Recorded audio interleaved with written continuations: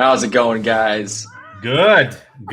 Today, well, I'm going to just say it, okay? Still not financial advice, but you may be our first guest since the Bulls started, if any of these freaking chats are to be believed.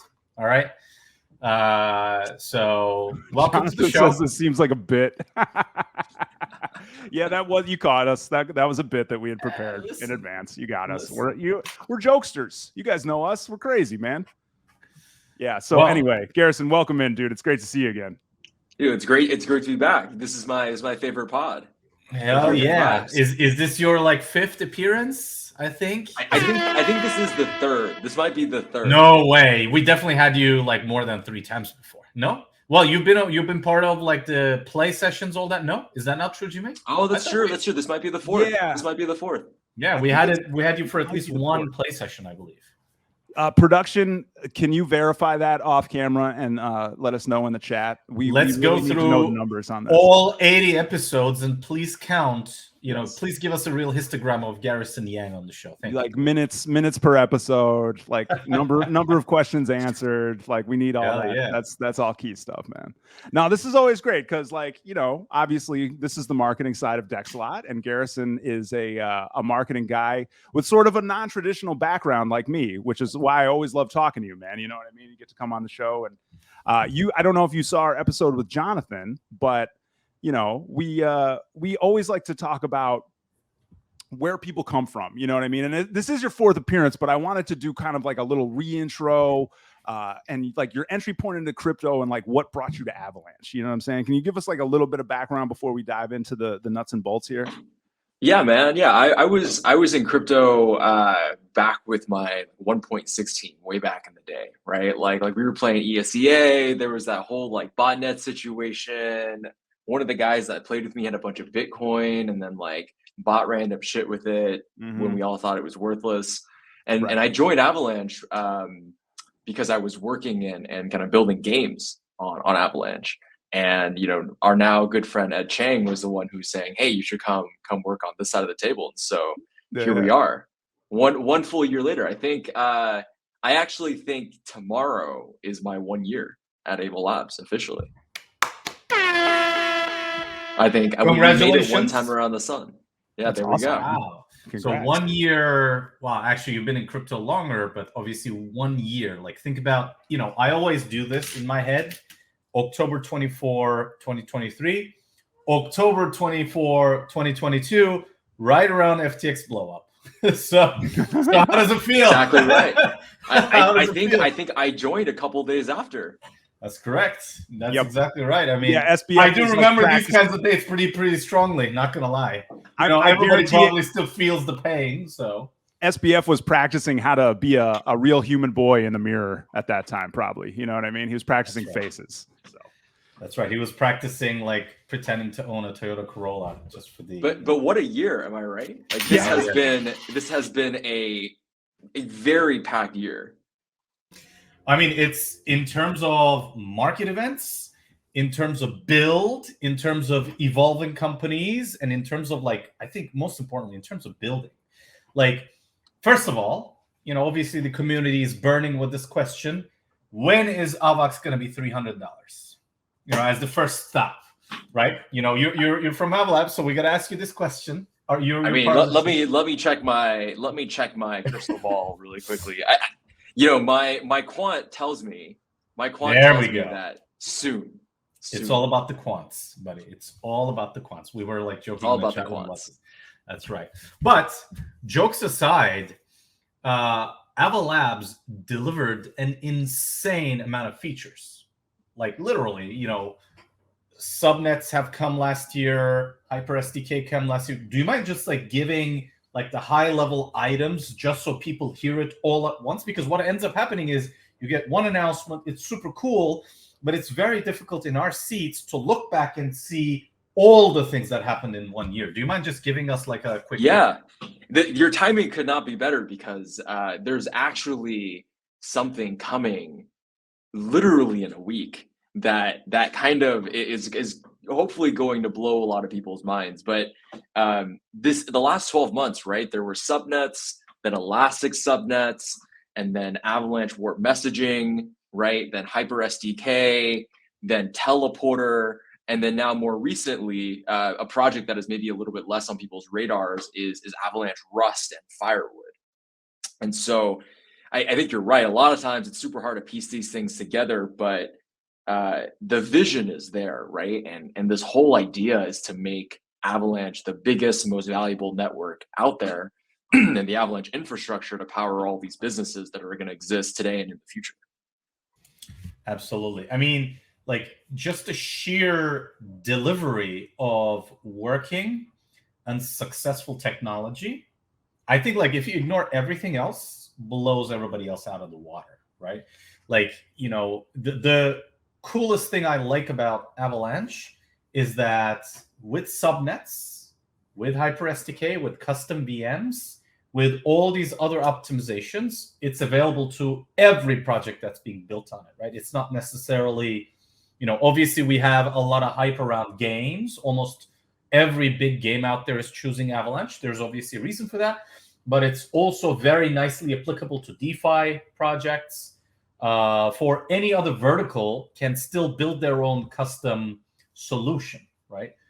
Which, you know, I think is going to be a big driver for the next cycle for this ecosystem. How was the year in Avalabs? Like, give us a little bit about, you know, what you learned, what you see change, what you think needs to change, what's been going really well. Give us a little bit about that as well, without without risking getting fired. Right, so, I was actually reflecting on this, right? Because I think that every day in crypto feels like a month. But if we rewind 12 months, right? Avalanche did not have a gaming brand 12 months ago.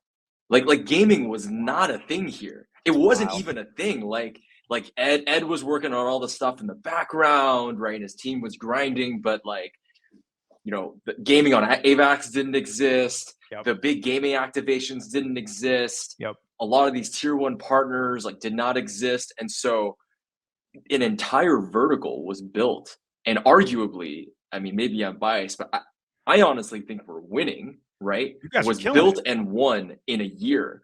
Yeah. Like, if Avalanche is today not the default choice for crypto native and traditional enterprise gaming, we are very easily number one, number two. That just didn't exist. I mean, it not only didn't exist, but you guys have like put it front and center and made the case for Avalanche being the gaming chain. You know what I mean? In less than a year. Like, go ahead, Firestorm. I'm going to say, and I'm going to hope that our audience knows who Dr. Disrespect is. Dr. Disrespect recently played live with a couple other folks. Oh, yeah, that was huge. That originally was intended to launch, I want to say August. Like, the original targeting that they thought the macro markets might align was sometime this year. Obviously didn't happen, and the team actually decided to sort of push it out further, I believe. But, you know, that game is coming, and that game is insane. Like, Dr. Disrespect is one of those guys that I've been tracking and watching for a long time. He shits on games a lot, right? And he knows this is a Web3 based game, and he did not have anything bad to say about it. And it's just one of the big games coming out. I'm talking about Godzilla Off the Grid, obviously. If you haven't played, Technocore is available. I think they officially started marketing it.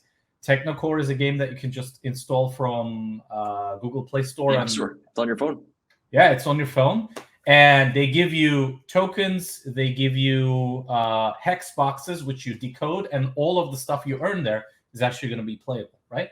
And again, these guys chose Avalanche a long time ago. They actually chose right around when the initial subnets were launching, I'm pretty sure, because we've spoken to them early on times. Very early on, right? And I'll drop a little bit more. There's I think it might be today, or maybe it's this Thursday. The Shrapnel team is doing a closed door play session in Seattle, and we've got a few people who are heading out there. Go. So I wonder if we'll get any content, but I don't think we've played a build of Shrapnel since Consensus. Right. We've seen those videos, obviously. We've seen those videos, obviously. Yeah. Look, I mean, I think this is a vertical that, again, there's no point like thinking that we won, but this is a vertical that's going well, right? And I think, you guys are doing quite a good job in that, and the technology itself is proving itself there. What is is there any verticals that you think hasn't been unlocked at all by either Avalanche or anybody yet? Do you have any, targets for penetration from the Avalabs side? Yeah, we're still on the cusp of, you guys all know I love gaming, right?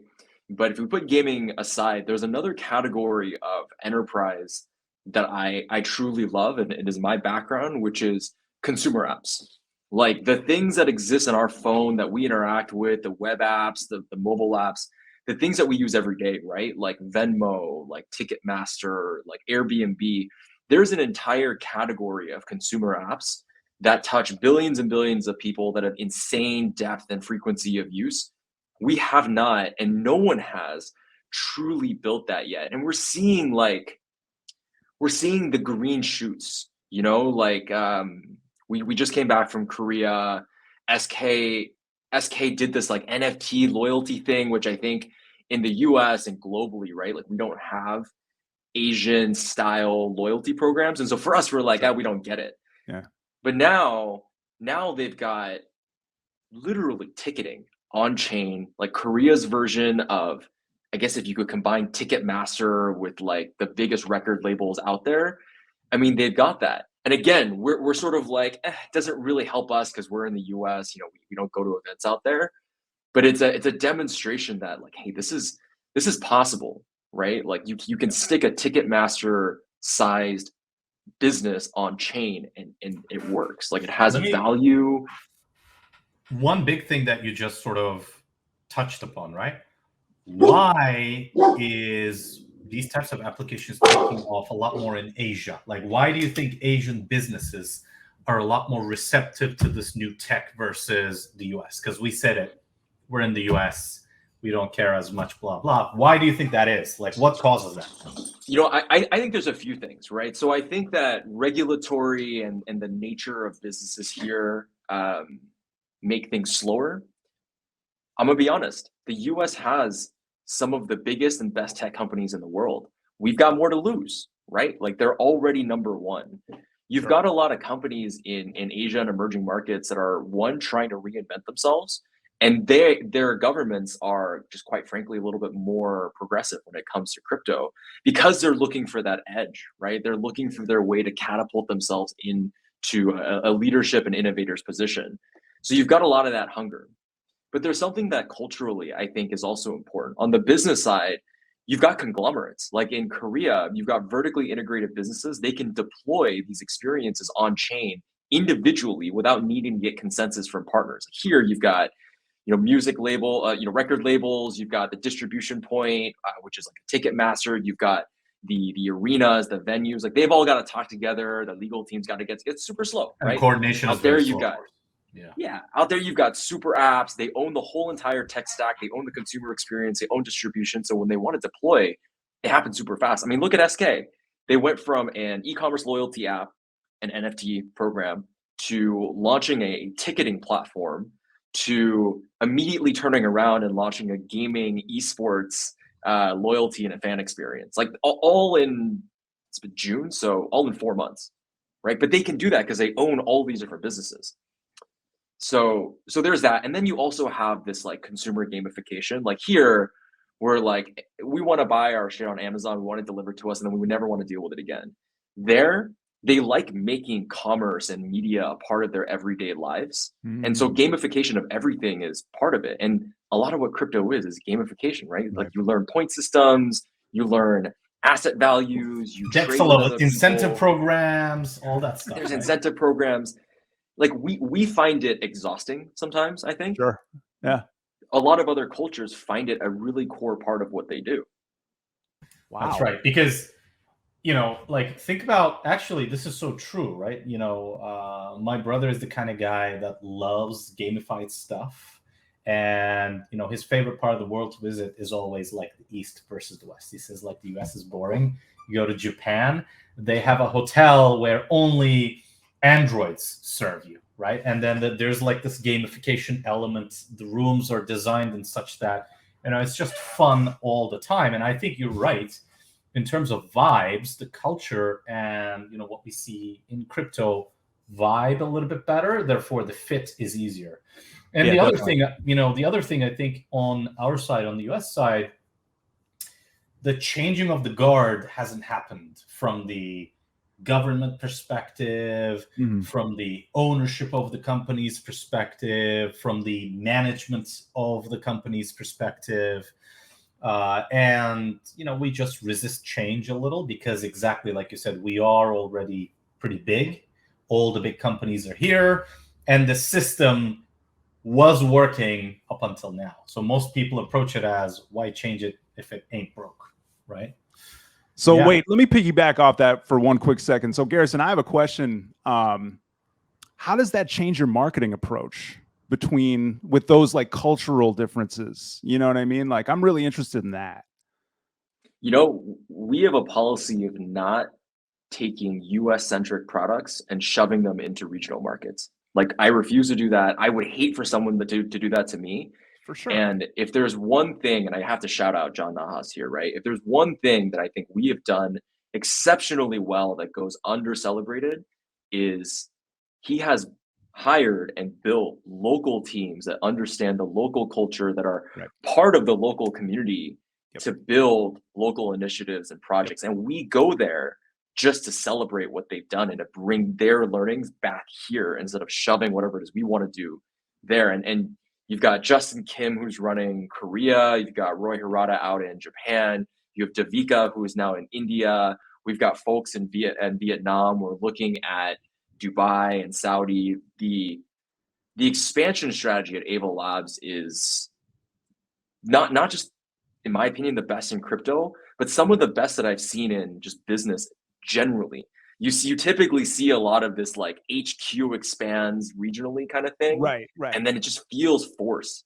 We do it very much hub and spoke model, which is a pain in the ass and very hard to coordinate, but it's so much more authentic.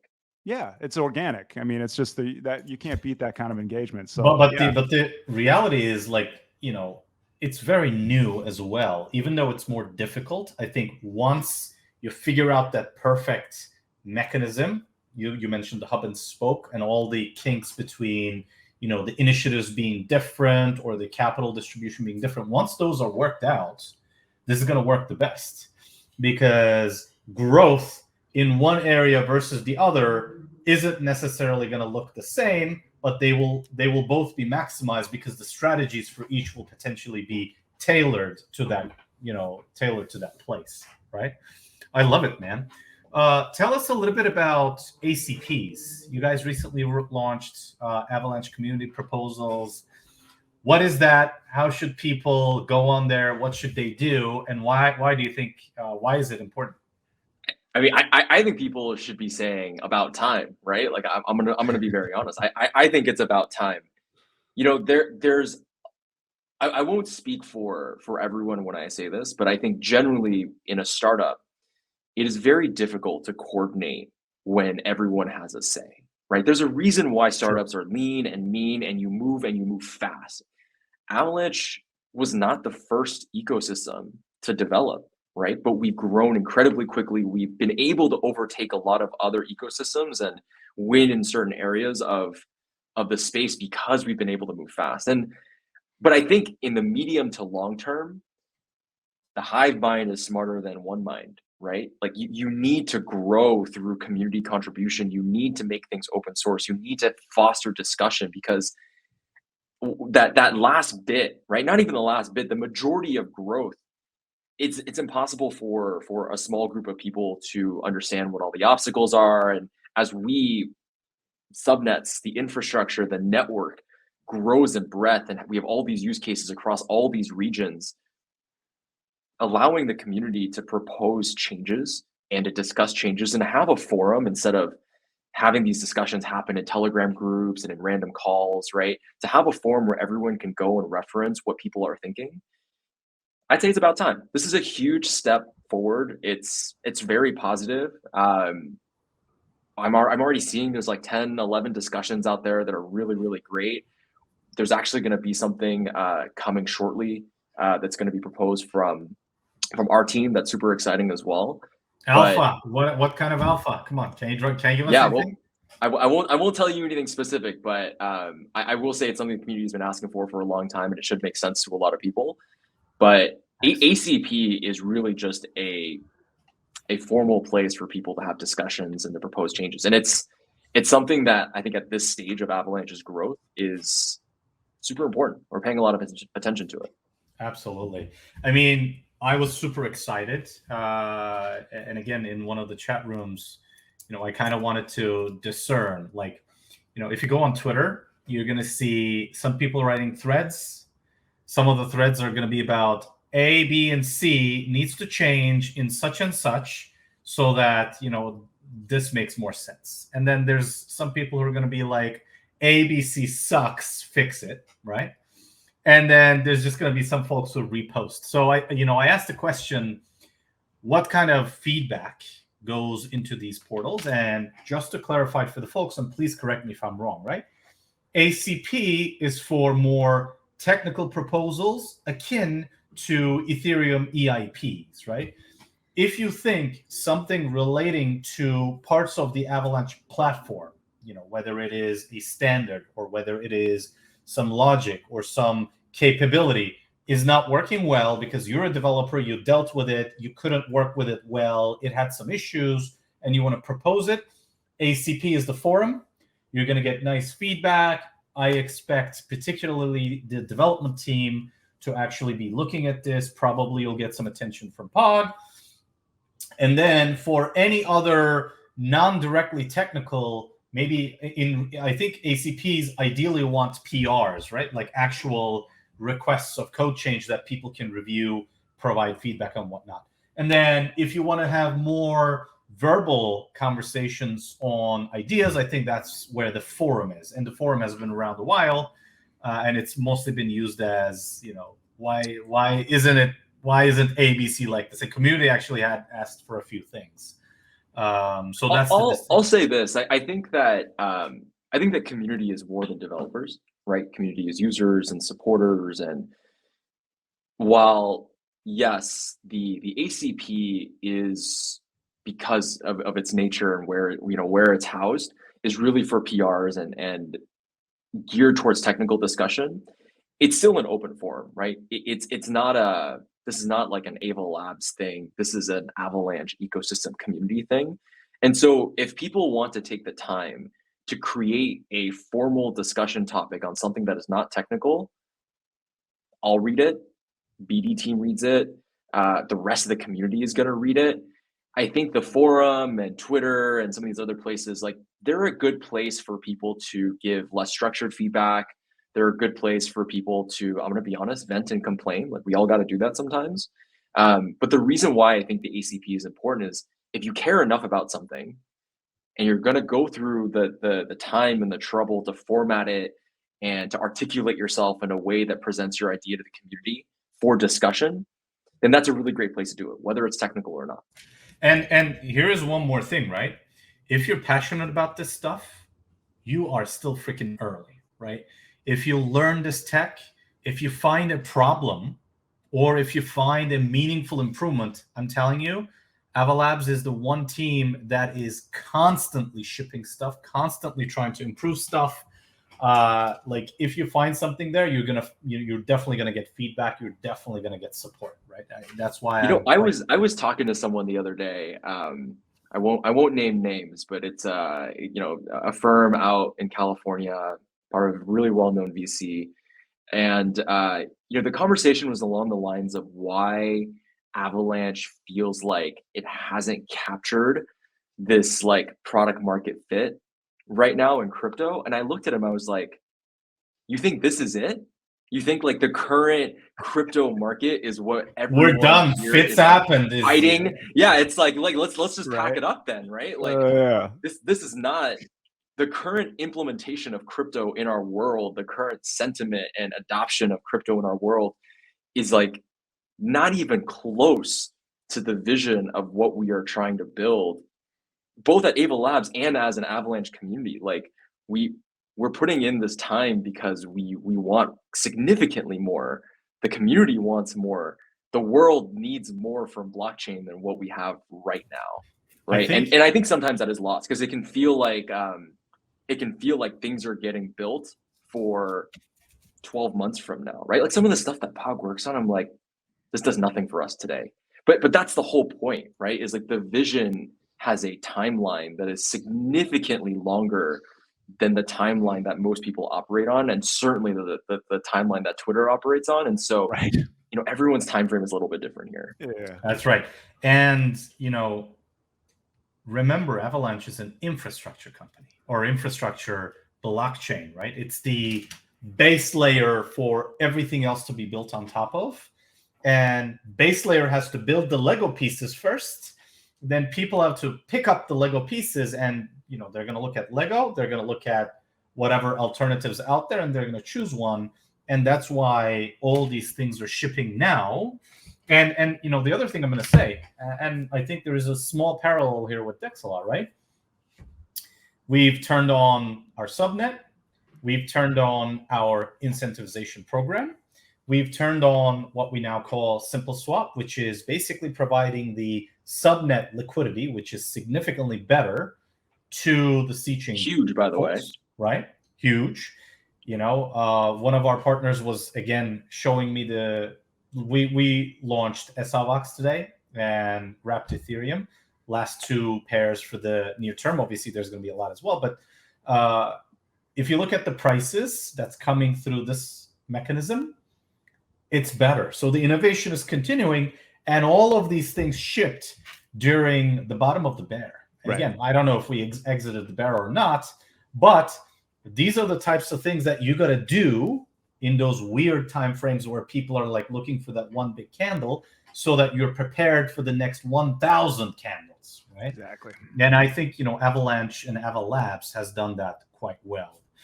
Do you have any metrics that you would point out to, like in terms of growth of the developers or the products being built? Like, what are the coolest things that you've observed? The thing that I look at the most, I know that we have incredible developer engagement. There's like some crazy stats right now with Avalanche Academy that I'm not super close to, but hundreds of people are going through those courses every single day. And the DevRel team, Luigi, who has far too many things on his plate, is doing an incredible job with DevRel right now. But the thing that I look at is the number of subnets that are in testnet. You guys looked at that recently? Yes, there are like 50 or so testnets that are live in production on mainnet. And for people who are like, wow, like what's coming down the pipe? Go on Avascan or go somewhere, look at testnet and look at the number of subnets that are indexed, being worked on, that are just not live for public use yet. It's enormous. Like I'm talking thousands. And honestly, like there was a demo of this, right? It basically takes 5 minutes or so to launch your own sandbox network. Less now with Ava Cloud. It's like right. It's a couple minutes, like 1 or 2 minutes. 1 to 2 button clicks or something like that. It launches and boom, you have it going, right? I think tell us a little bit about that vision, I guess, right? And my perspective, just to sort of give you a little bit more color on the question, is like the piece that Avalanche is missing right now is true Web 2 companies picking up this technology. My background is in finance, so like I know mostly finance stuff versus alternatives, but I can tell you that the trade settlement process, clearing process of assets, management of books across different businesses within a bank can tremendously benefit from something modular, something that is easy to turn up, and something that is drop in, right? And I want to say, like, in that sense, everybody's thinking about new products, new crazy things we haven't seen. I've been thinking of it from the perspective of, bro, if we take this capability that Avalanche provides us and just drop it into a traditional financial company, they're going to save so much cost, they're going to save so much time, and they're going to be so much more efficient. Like, what do you think is going to unlock the next big pickup for Avalanche usage? Yeah. So, I think crypto as an industry and blockchain and purists, right, have this belief, maybe rightly so, that blockchain is such a good technology, and what we do is so important and so revolutionary that everyone should just drop what they're doing and come figure out how to build on chain. Right? I get it. I get that mentality. But the reality is that blockchain and crypto and our infrastructure, right, needs to compete with the stuff that people do every day, because people have distractions and needs and stuff that they're building. And so I think we realize that to win and to really drive innovation, we need to make this stuff easy to use. Like, instead of us defining what needs to be built, right, we need to enable other people to figure out what they need to build. And even though Avalanche continues to grow its community of developers, the reality is the entire crypto developer community is a fraction of what exists everywhere else. And the amount of money and investment that is coming into crypto to fund various industries within crypto, right, whether it's DeFi and finance or social fi or gaming or whatever, is a fraction of the investment and talent in the rest of the world. And so finding the intersection of like the people who are in crypto will always find a way to learn and to interact with some of the really new and novel things we're building. But if I want one of the lead engineers at, I don't know, Uber to experiment with crypto, you need something like what Avacloud is building, right? Like, otherwise that person is going to go, you know what, like, this crypto thing is interesting, but I bet I could build my next thing on any other database technology. And then we lose that person and their vision and their innovation, their creativity, and we lose the investment that person might have gone out to get as an industry. We lose it forever. And so we're trying to capture a much bigger piece, right, of the activity that's out in the world. One of my close friends at like a big fund, he put out a tweet a few months back. It literally burned into my mind because it was funny, but it was so true. And I'm gonna repeat it here, and it's a funny one. He said, "Crypto industry is a fart in the wind currently, in terms of size. It's basically so small that it's not even a conversation, right? Talent-wise, money-wise, what's been built-wise. Just think about the easiest way to sort of conceptualize this is think about the number of lines of code, which typically is a metric for many companies to measure what they built and how much they built for all of Web 2 combined. All tech companies, all financial services companies, all military companies or military whatever, service providers. Like, just think about all these different things and how much code they've written. And now compared to how much code has been written in Web3. Like, it's, who knows, 10 orders of magnitude smaller still, right? Because, we're so early still. And, hopefully with the recent news and the market trends continue, and we'll just continue growing. If you think about where crypto started and where we're now, even at the bottom of this cycle's bear, we're still pretty, we're on a good sort of trajectory to grow. We are. People always kind of like wring their hands around how projects come and go. Yeah, projects have come and gone on Avalanche. Like, I've seen them even in my time here, right? The year I've been at Avalabs, the year and a half before I joined officially.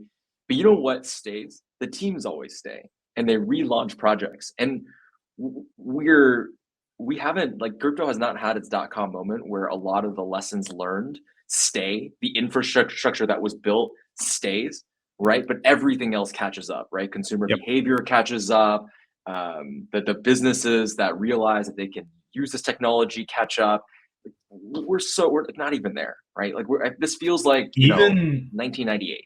Even EVM, right? Even EVM, which arguably was the one piece of the entire technology set that sort of stayed solid for a long time, is now being challenged, right? With the custom VMs, because EVM is like a generic engine.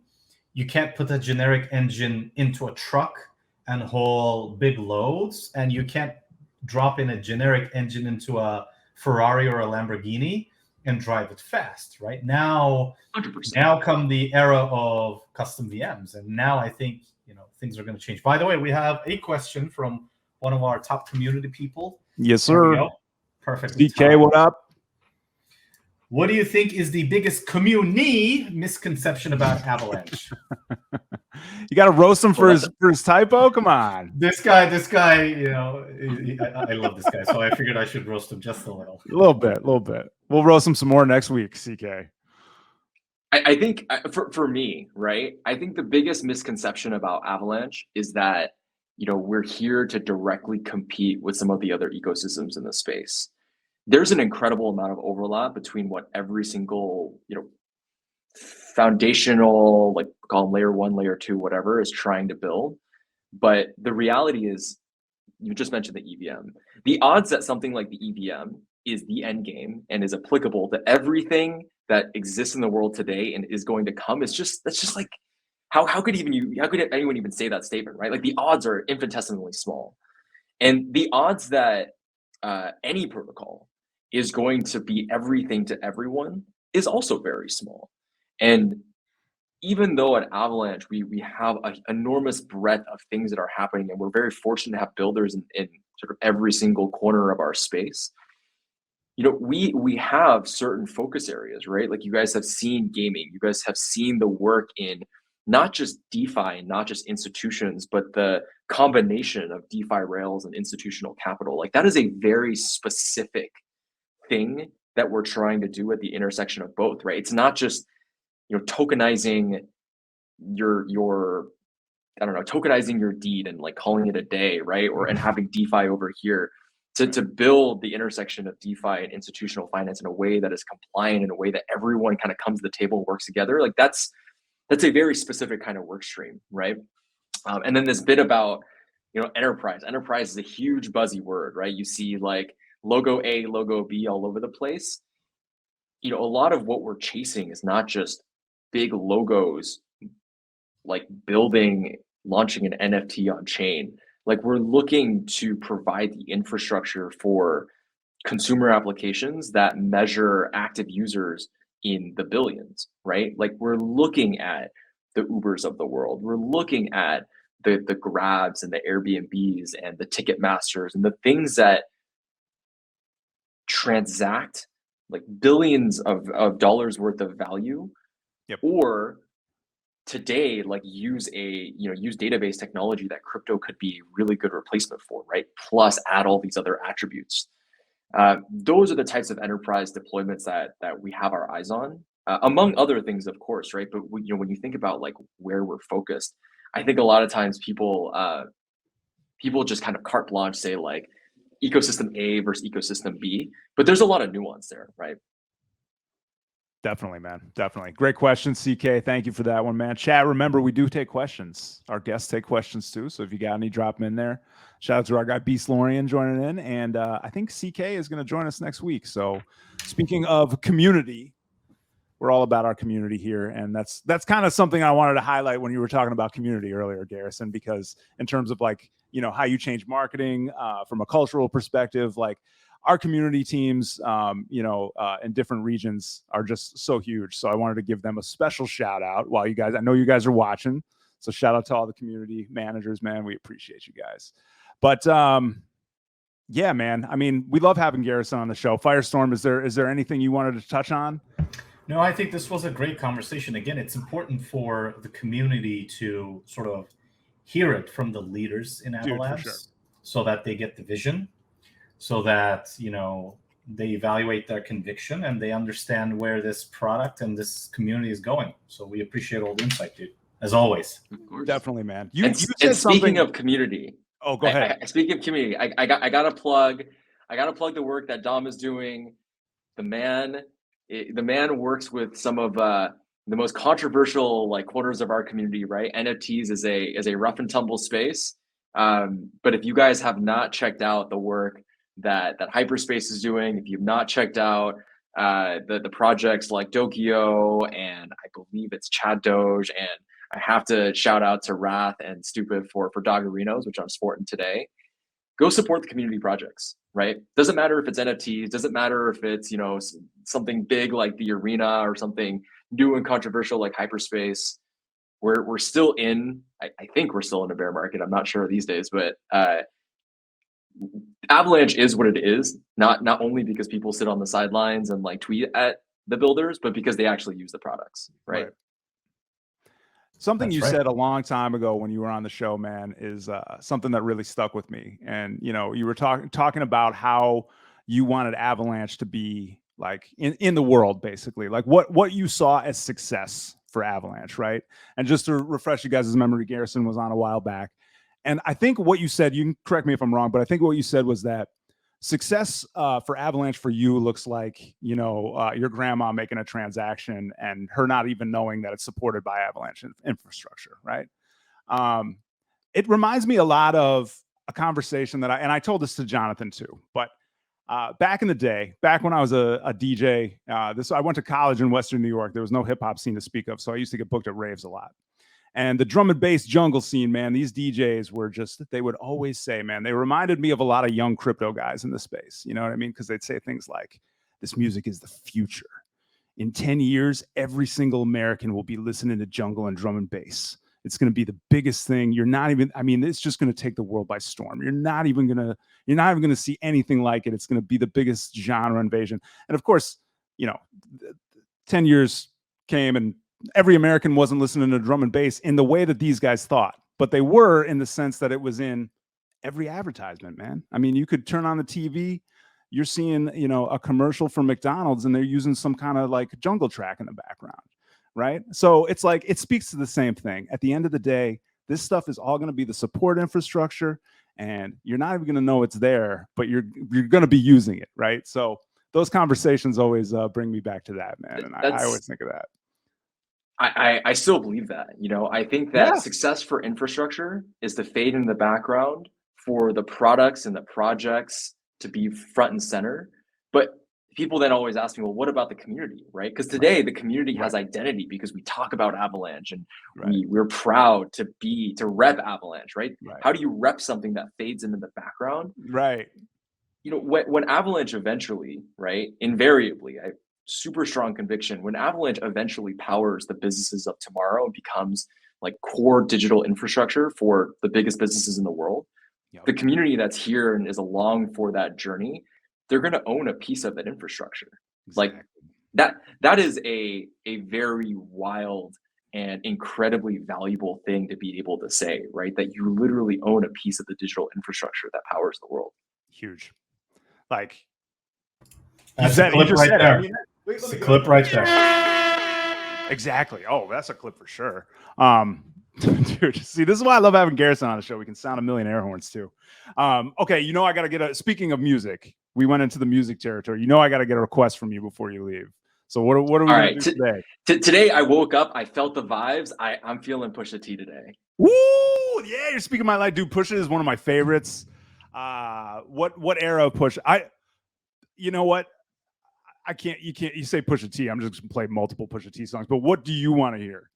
I think you got to pull something off the last album because that was a banger, and then numbers on the boards. You want to do some numbers on the boards? Avalanche is putting numbers on the boards, baby. I think that's kind of appropriate. All right. And then you should pick something OG from him, like a throwback from Pusha T. We're gonna do so much Pusha T. We're going like 10 minutes over, so I can play a million Pusha T songs. So. I love it, man. Chat, if you like Pusha T, if you like rap music and DJing, stay tuned for your boy Jim to play some Pusha T songs for our guy Garrison, man. But we just want to thank you again for joining the show, Garrison. This is always awesome when we get to talk to you about Avalanche and just this about is so much fun, man. Yeah, dude. This is like the best part of my week. So thanks for having me on, guys. Hell yeah. Thanks for coming, dude. Man. We'll see you next time. I got some Pusha. Later. I got tons of Pusha in store for you. See you soon.